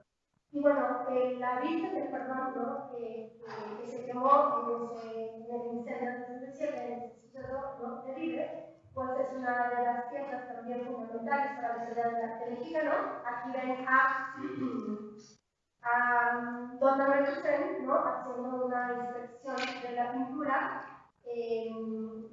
y creemos que esta inspección se hace justamente para su libro de la pintura colonial en México, de los años 40, y bueno, aquí ven cómo ha abierto la vitrina, están haciendo las exposiciones, están haciendo una serie de fotos. En el archivo fotográfico Manuel Toussaint se conserva esta placa, esta fotografía, donde vemos, ¿no?, esa firma de Simón Pérez, que estaba ubicada en uno de los escalones de la imagen, del trono de la Virgen. Y bueno, esa fotografía también se publica, ¿no?, en el libro de Manuel Toussaint. Es una imagen que tenemos que se hace más o menos de 475 por Félix Pionelli. Esa placa 4x5 es la que me permitió a mí, cuando hice la tesis de maestría, ¿no?, aproximarme a las características estéticas, plásticas de la producción de Simón Pérez.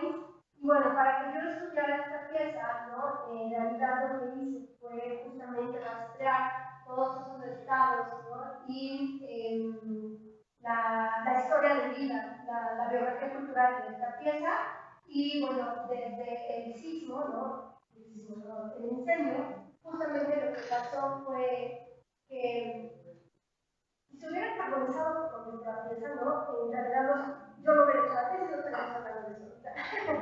Pero lo que pasa con esos objetos en ruinas es que tienen una parte reconocible que hace, ¿no?, las hace susceptible todavía, ¿no?, de objetos de análisis científico. Y eso es lo que yo rastreé desde el incendio de 67 hasta 73. La pieza se quedó en una de las bodegas de la catedral, envuelta en unas cobijas.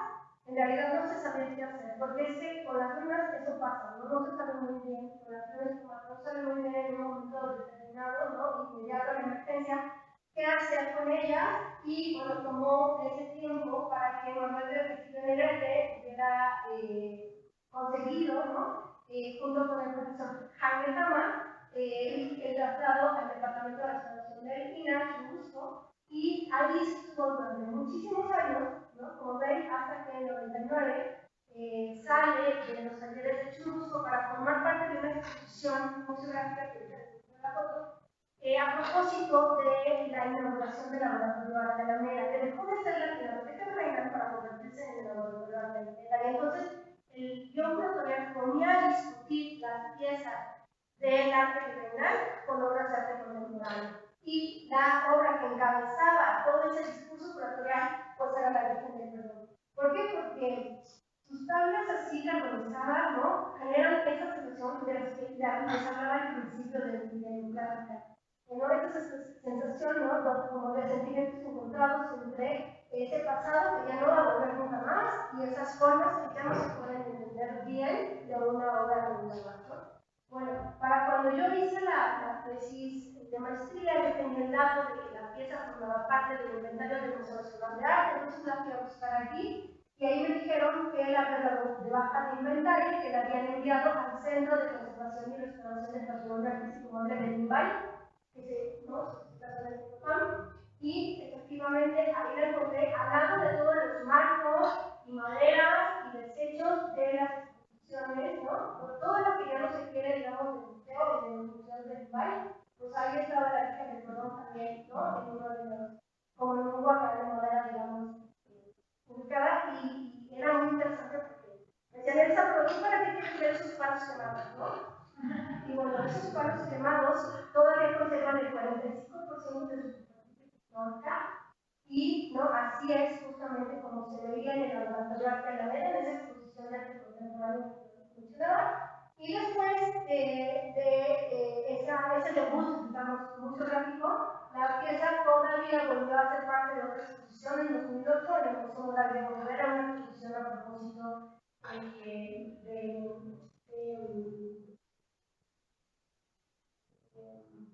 la Inquisición y los judíos y la persecución ¿no? contra los herejes, un guión así, ¿no? Muy combinado, digamos, el tema. Y bueno, estaba ahí la Virgen del Perdón, justamente porque en México viejo González Obregón dice ese mito que se perdiga, ese mito en el que se supone que Simón Perenis era un judío que pintó la Virgen del Perdón en una puerta de su celda, ¿no? Cuando estaba en el entonces, ese guión, ¿no? Digamos que vuelve a poner otra vez en circulación una obra que había quedado totalmente desprovista de valor, ¿no? Después del incendio del 77, y que, bueno, nosotros también a partir del estudio que yo hice para la maestría, pues propusimos darle darle cierta dignidad y dignificar, ¿no? el lugar que tenía la pieza. Entonces, bueno, hicimos una vitrina conservativa. Hoy, quien quiera ver esta pieza, ya no está en ese pasillo, ¿no? Con marcos que la Kennedy, ¿no? Justamente en una de las, ¿no? de las entradas, ¿no? Hacia las oficinas del Micropam. Es por el valor, digamos, histórico que tiene la obra, aún en vida, ¿no? Entonces, bueno, a partir de la placa radiográfica, la placa fotográfica 4x5 que se conserva en el archivo fotográfico Manuel Toussaint, ¿no? Todavía podemos, ¿no? apreciar, digamos, estas características estéticas de la obra de Simón Pereira, un flamenco, sí, efectivamente, que llegó en el 66 a la Nueva España, y que, bueno, sentó las bases, ¿no? de un proceso de trabajo muy, muy importante y que apenas, ¿no? comenzamos a conocer bien a partir justamente del estudio directo de estas obras que se conservan ahora. Aquí ven ese detalle que ya les había presentado antes, donde vemos uno de los fragmentos de la cara de la Virgen, ¿no? sobre este figurado de tendones animales que recubre las tablas. Por el reverso las tablas totalmente carbonizadas, ¿no? Se conserva solamente un alma más o menos de 2 centímetros en estos polines que miden más o menos 10 centímetros cuadrados. Y que, bueno, eso nos permitió justamente hacer un estudio integral.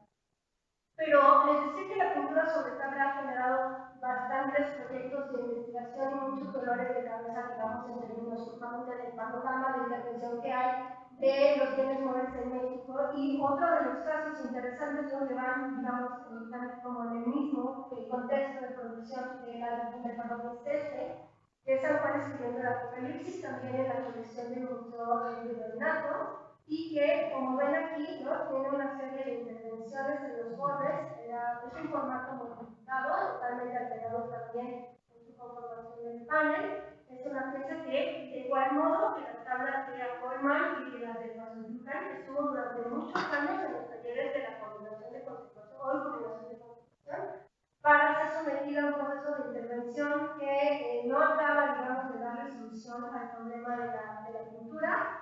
Es una pieza que cuando se rescata del Museo Religioso de la Catedral de México tenía estas adecuaciones, digamos, en su formato, después se le quitan los requintes y se deja así como la vieron en la imagen anterior.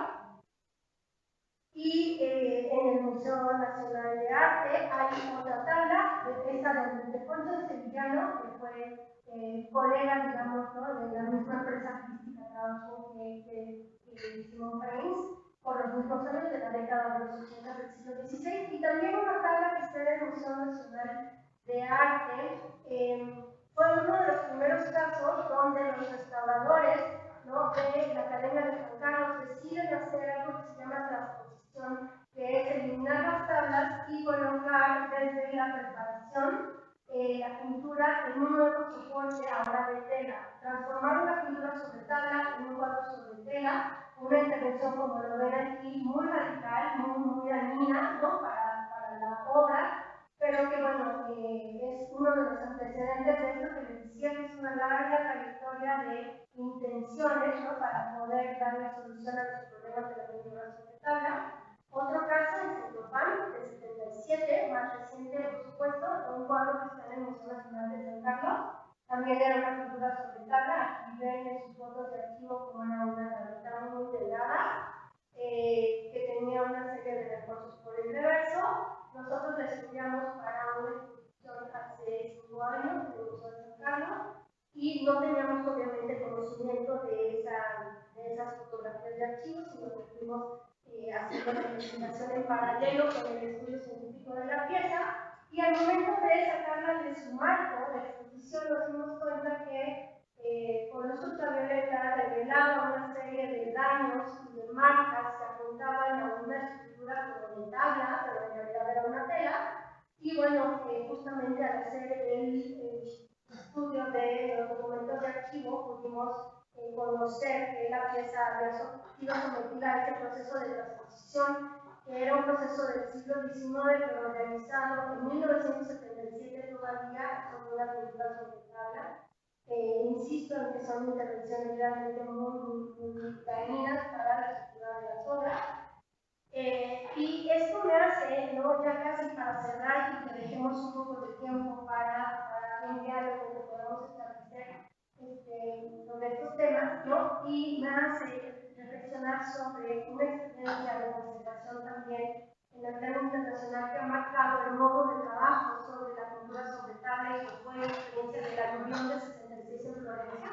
Aquí ven el interior de la Santa Croce como, ¿no?, después de todo este acarreo de agua y lodo al interior de la iglesia, se rescatan una serie de obras fundamentales para la historia del arte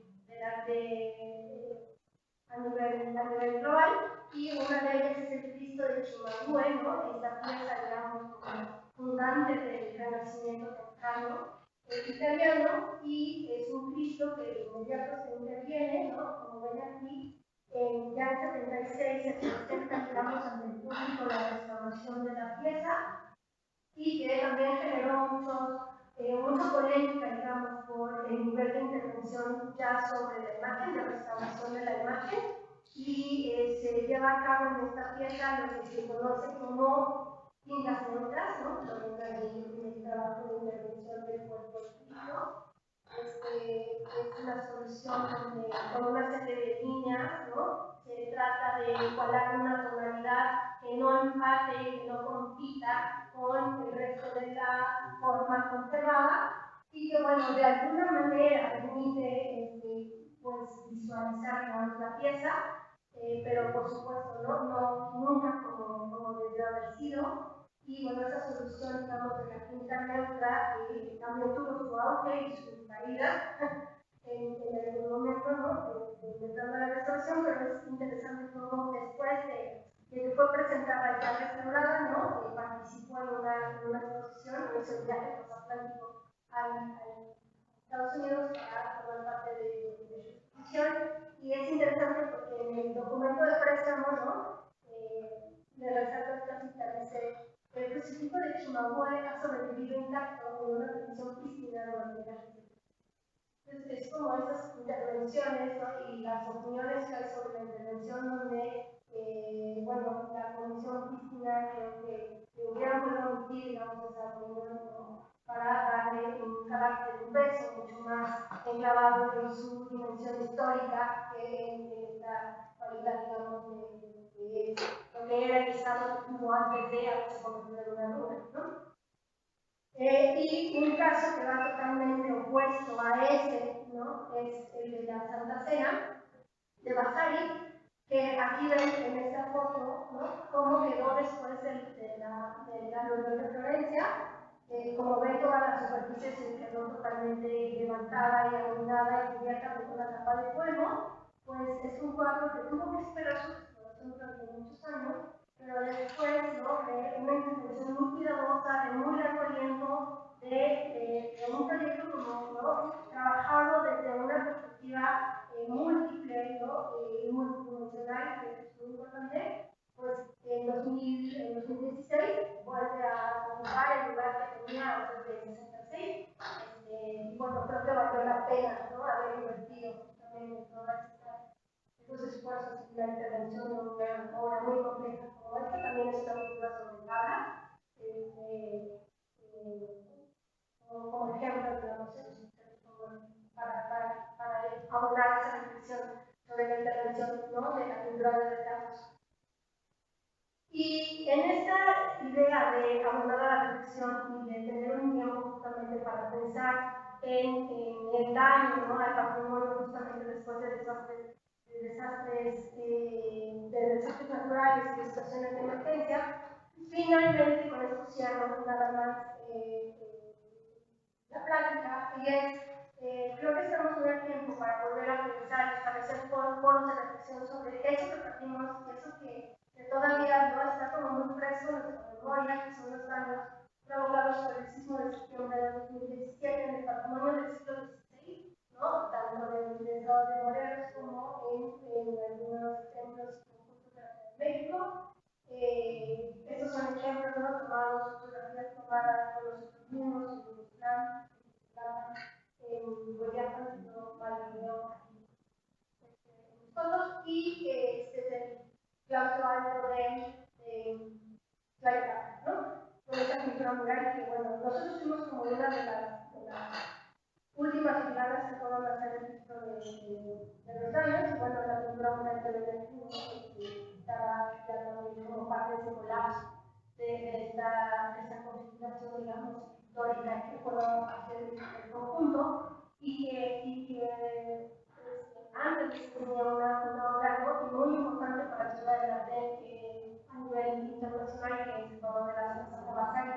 Pero yo me pregunto si en este ejercicio justamente de catalogación del patrimonio mineral que hemos comenzado a hacer como sociedad, digamos, desde el siglo XX y hasta ahora, no serían también algunos de esos ejemplos justamente del siglo XVI los que tendrían que estar ligados en una reflexión sobre ese patrimonio que es, ¿no?, lo más representativo y lo más importante de la época feudal, y que merecería esa reflexión, ¿no?, con relación a su estatuto actual y su valoración contemporánea, ¿no? Desde una perspectiva que hoy les planteo aquí muy fértil, que es pensarlo, ¿no?, en ese estatuto de ruinas, ¿no?, ruinas que han llegado hasta los. Pues con eso termino.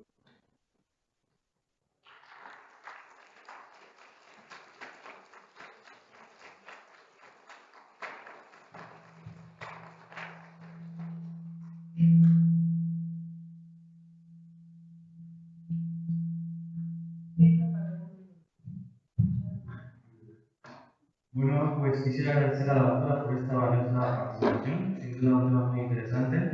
Ahora pasaremos a la ronda de preguntas y respuestas. Si alguien desea participar, por favor levante la mano.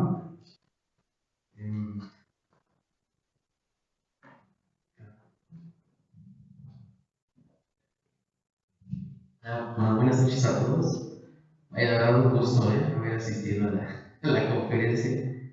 Creo que nos permite como entender un panorama muy general. Yo personalmente nunca me había dado cuenta de la complejidad, ¿no?, que implica restaurar una obra, una pintura en tabla. Ignorante, no sabía. Y creo que justamente esa complejidad es la que ha llevado a toda esta serie de decisiones afortunadas y desafortunadas. Nos surte con las técnicas, ¿no? Pero creo que como que aborda más, ¿no?, su reflexión muy densa, muy rica, la verdad. Me hace pensar cómo este grupo de personajes anónimos, ¿no?, que fueron haciendo esta serie de motivos hoy en el siglo XXI, son estas brigadas, ¿no?, son justamente los restauradores, ¿no? Son estas personas muchas veces anónimas también que dedican, pues ya lo vemos, ¿no?, tantas décadas, ¿no?, a poder llegar a un estado, pues, digamos, óptimo, ¿no? Yo tengo dos preguntas para no abusar. La primera es, nos mostró este proceso de homogenización, ¿no?, que se llevó en los años 60 sobre los conventos, ¿no? Quisiera preguntar un poco su posición sobre estos planteamientos, ¿no?, de a veces, pues, inventarse cosas, ¿no?, como estas fuentes, alimentos, cosas que no se tuvieron. Quisiera conocer su postura en torno a eso. Y otra en torno al tema de la Virgen del Perdón, ¿no? O sea, por ejemplo, este proceso de fetichización de la obra, es una postura personal, como, a lo mejor como ven este momento en el que ya, por ese proceso histórico, ¿no?, de haber sido, pues de haber estado en un evento desafortunado, se vuelve un objeto que puede convertirse en una obra, nuevamente en una obra de arte, ¿no?, una valorización, ¿no? No sé también su postura en torno a eso, ¿no? Puede ser pensado como eso, ¿no?, como un objeto de fetiche, ¿no? Sin embargo, obviamente entiendo que la obra tiene valor por su densidad y su peso histórico, ¿no? Y muchísimas gracias.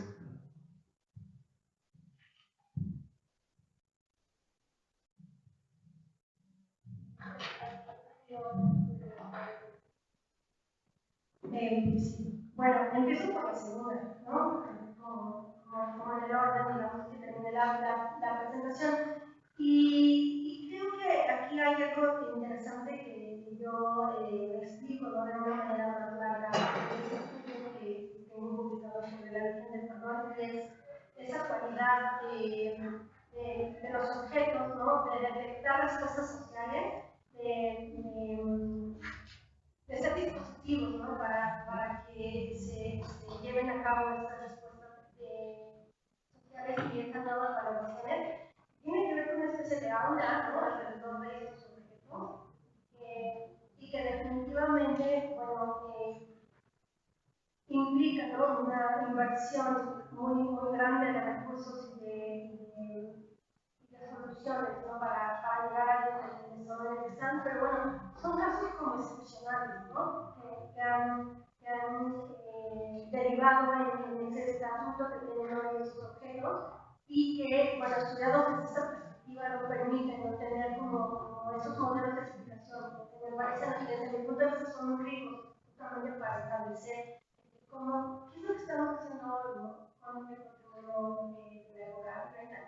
Eso por un lado. Y por el otro, ¿no?, y tiene también que ver un poco con esto, es que yo en esta ponencia he tratado como de mostrarles a ustedes cómo estos conjuntos del siglo XVI no son como un todo, ¿no?, estas pinturas, los retablos, la misma cultura oral, el conjunto arquitectónico, su espacialidad, y cómo estas intervenciones de alguna manera hoy, o desde, ¿no?, el mismo proceso de institucionalización de la conservación, se han intervenido de una manera pues en secciones, ¿no?, como parcializadas. Y aquí lo que a mí me ha también interesado transmitirles es que todavía hace falta, ¿no?, seguir, ¿no?, construyendo este proceso de comprensión de cómo es que se han intervenido estos conjuntos, ¿no?, y a qué ideologías, ¿no?, y sobre qué prerrogativas se han hecho estas intervenciones. Entonces, un poco es lo que yo he tratado como de presentarles con estos casos. Creo que también ha sido interesante ponerlos juntos, ¿no?, porque de alguna manera siempre los estamos estudiando de manera aislada, y a la hora de ponerlos nosotros nos damos cuenta de estas similitudes, estas soluciones compartidas, ¿no? Que se pueden leer ya después de varios años que han sucedido, ¿no?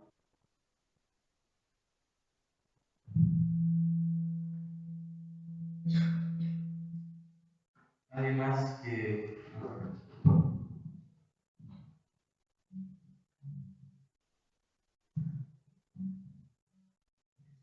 Hola, buenas noches. Bueno, igual son buenas felicitaciones. Fue una ponencia muy, muy nutritiva y pues agradezco sobre todo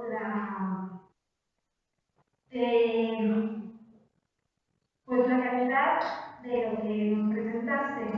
Durante la ponencia justamente nos mostrabas que en las décadas de los 30 y los 60 justamente había un vínculo muy importante entre la praxis y la academia, ¿no?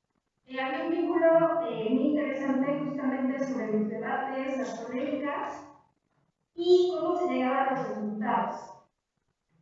Haciendo como una reflexión sobre tu última parte, justamente de repensar y pensar justamente los estatutos de las ruinas que han llegado hasta nuestros días, justamente en el caso de desastres, actualmente en el panorama no tanto de bienes muebles, porque es un poco diferente, ¿no? O sea, los mismos que se forman en la escuela de restauración son los que intervienen, ¿no?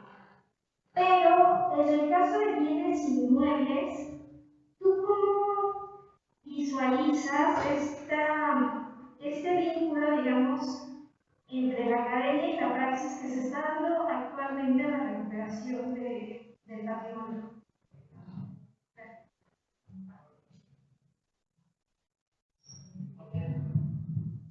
Bueno, la verdad es que conozco poco. Algunos de los ejemplos que les mostré aquí, bueno, pude tener como un cierto acercamiento justo después del 17, pero lo que percibí, ¿no? Es, y cuando he tenido oportunidad de hablar de estos temas con algunas de las personas que han estado encargadas de las intervenciones, lo que percibo es que hay una preocupación muy grande en cuestión de financiamiento, por ejemplo, del capital invertido desde diferentes fondos como el de Fonden, que si es seguro, que si es seguro siento que hay una problemática que es real, o sea, no estoy negándola, es real en términos de la inversión de presupuestos destinados a la construcción del patrimonio. Pero lo que no veo o lo que no vi, no logro como identificar en esas charlas, en esas conversaciones y en mis aproximaciones a estos proyectos como recientes, ¿no?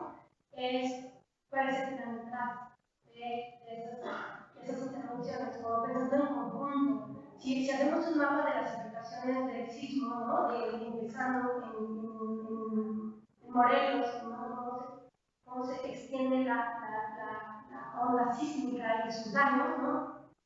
Me pregunto si existe también un mapa, una estrategia de avance en términos de conservación con base en esas afectaciones.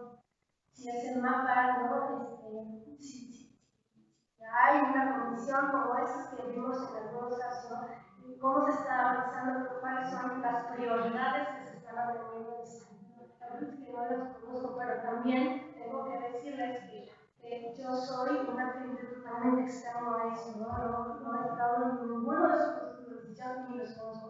Pero justo terminaba yo con esas diapositivas, porque me parece que es un momento importante para pensar en eso, ¿no? En ese posible plan de atención a ese patrimonio del siglo XVI que fue afectado así y que finalmente sí habría que priorizar con relación a esa valoración que tienen esos monumentos, porque hay conjuntos, ¿no? Que tienen una relevancia artística dada por su propia historicidad que habría que atender de alguna forma, me parece, pues diferenciada, ¿sí? Entonces, nuevamente, pues no, de verdad me encantaría decir más, pero no es la posición en la que, ¿no? Yo trato como de comprender estos fenómenos desde una perspectiva más bien histórica y con relación al arte, ¿no? De todo pictórico, que es lo que más trabajo